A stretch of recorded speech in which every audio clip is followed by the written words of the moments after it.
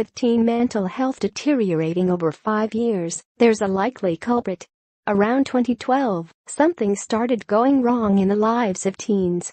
In just the 5 years between 2010 and 2015, the number of U.S. teens who felt useless and joyless, classic symptoms of depression, surged 33% in large national surveys.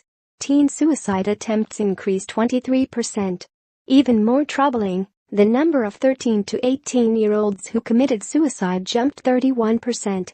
In a new paper published in Clinical Psychological Science, my colleagues and I found that the increases in depression, suicide attempts and suicide appeared among teens from every background, more privileged and less privileged, across all races and ethnicities, and in every region of the country.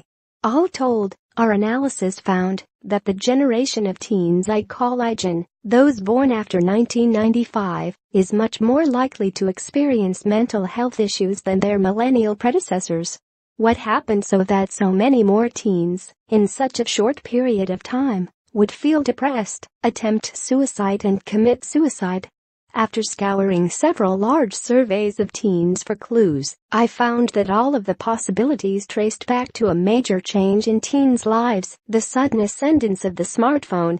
Because the years between 2010 to 2015 were a period of steady economic growth and falling unemployment, it's unlikely that economic malaise was a factor. Income inequality was, and still is, an issue, but it didn't suddenly appear in the early 2010s. This gap between the rich and poor had been widening for decades.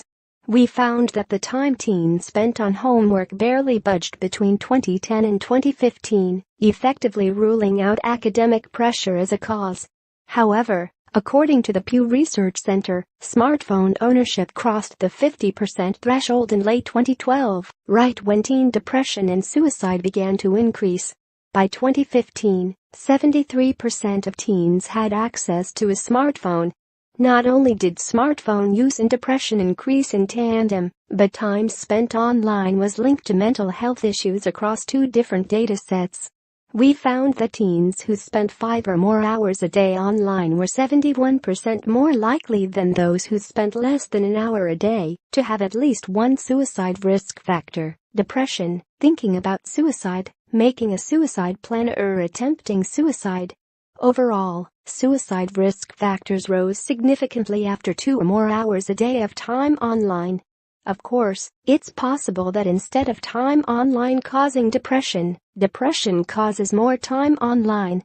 But 3 other studies show that is unlikely, at least when viewed through social media use. 2 followed people over time, with both studies finding that spending more time on social media led to unhappiness, while unhappiness did not lead to more social media use.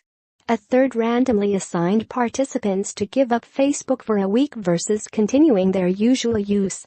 Those who avoided Facebook reported feeling less depressed at the end of the week. The argument that depression might cause people to spend more time online doesn't also explain why depression increased so suddenly after 2012. Under that scenario, more teens became depressed for an unknown reason and then started buying smartphones, which doesn't seem too logical. Even if online time doesn't directly harm mental health, it could still adversely affect it in indirect ways, especially if time online crowds out time for other activities. For example, while conducting research for my book on iGen, I found that teens now spend much less time interacting with their friends in person. Interacting with people face-to-face is one of the deepest wellsprings of human happiness. Without it, our moods start to suffer and depression often follows. Feeling socially isolated is also one of the major risk factors for suicide.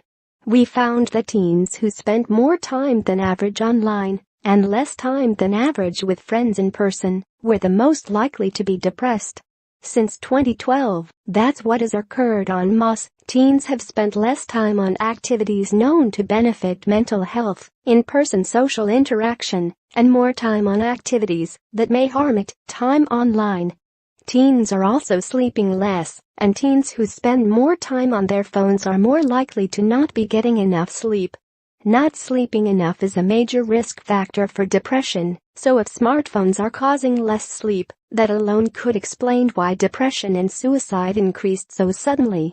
Depression and suicide have many causes. Genetic predisposition, family environments, bullying and trauma can all play a role. Some teens would experience mental health problems, no matter what era they lived in.